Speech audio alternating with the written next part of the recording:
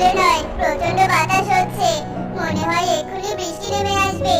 এদিকে ঘরের চালও তো ভাঙা। টুনি, চলো আমরা এ ঘর থেকে রকি আর টুকির ঘরে চলে যাই। টোনা, তুমি ঠিক বলেছো। আমারও তো ভয় করছে। না জানি কখন ঘরের চালটা ভেঙে পড়ে। এই ঝড় বৃষ্টিতে ছেলে মেয়ে দুটোকে নিয়ে কোথায় যাব? মাথায় তো কিছুই আসছে না। টুনি, এসব পরে ভাবা যাবে, আগে এই ঘর থেকে চলো। না জানি কখন বাকি ঘরটুকু ভেঙে পড়ে। দাঁড়াও, ঘর থেকে একটা কাঁথা নিয়ে যাই। ছেলে মেয়ে দুটো নিশ্চয়ই শীত করছে।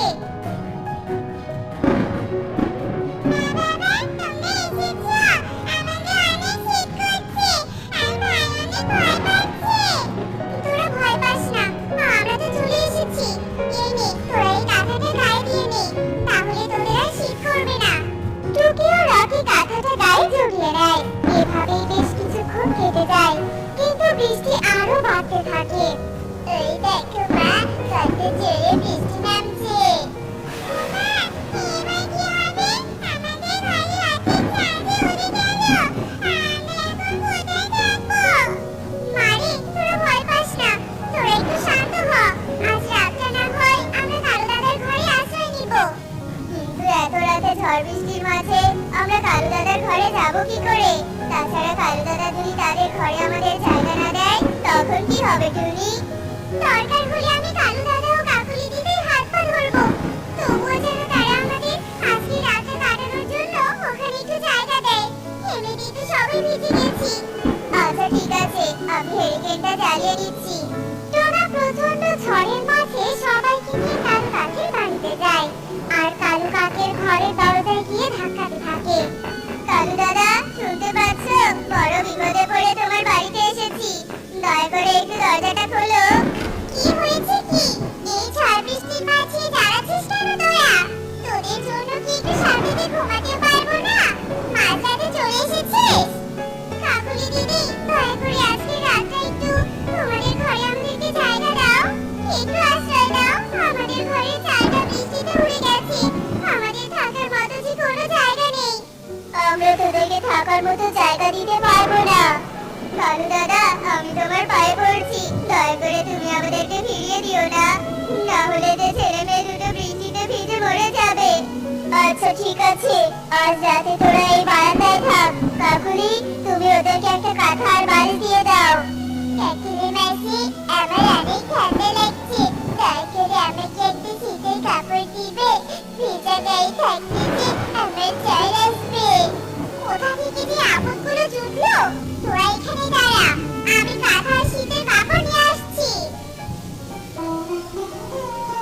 এই নে, এগুলো নিয়ে আমাকে উদ্ধার কর। তোমাকে অনেক ধন্যবাদ কাকুলি দিদি, তুমি আমাদের অনেক বড় উপকার করলে। ঠিক আছে, আমাকে আর ধন্যবাদ দিতে হবে না। এই কথা বলে কাকুলি ও কালু কাক ঘরের ভেতরে যায়, আর ঘরের দরজাটা বন্ধ করে দেয়।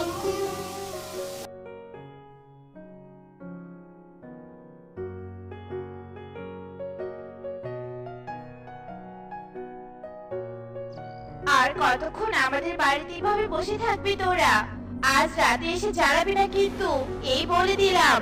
কাকুলি দিদি, আমরা চলে যাওয়ার জন্যই উঠেছি, আর তখনই তুমি এসেছো। আমরা বিপদে পড়ে তোমাদের বাড়িতে এসেছিলাম, আর তুমি আমাদের সাথে এভাবে খারাপ আচরণ করছো। বুঝতে যখন পেরেছিস, তখন তোর পরিবারকে নিয়ে এসেছিস কেন আমাদের বাড়িতে? টোনা, তুই এভাবে কাকুলিকে কথা শোনাচ্ছিস? বেরিয়ে যা বলছি আমার বাড়ি থেকে, আর কখনো যেন তোদের আমার বাড়ির আশেপাশেও না দেখি। টোনা, তুমি এভাবে বলো না কাকুলি দিদিকে। তুমি তো জানো ওরা কাল রাতে আমাদেরকে আশ্রয় দিয়েছে। যাই হোক, বাদ দাও তো এসব কথা, চলো আমরা বাড়িতে ফিরে যাই। হ্যাঁ হ্যাঁ, তাই চলো। এরপর টোনা ও টুনি তাদের বাড়িতে ফিরে আসে, আর তারা এসে দেখতে পায় তাদের পুরো বাড়িটা ভেঙে গেছে। মা, আমরা এখন কোথায় থাকবো? পুরো ঘরটা যে ভেঙে গেছে। বাবার হাতে তো এখন টাকাও নেই যে ঘর নতুন করে তৈরি করবে। কি আর করবি রে মা, আমাদের যে কিছুই করার নেই। আপাতত ছোট একটা থাকার ঘরের ব্যবস্থা করতে হবে, পরে টাকা হলে বড় করে একটা নতুন বাড়ি বানাবো। কিন্তু মা একটা ঘরে আমরা 4 জন থাকবো কি করে? আর ছোট ঘর বানাতে গেলে তো কিছু টাকার প্রয়োজন। সে টাকা তুমি কোথায় পাবে মা?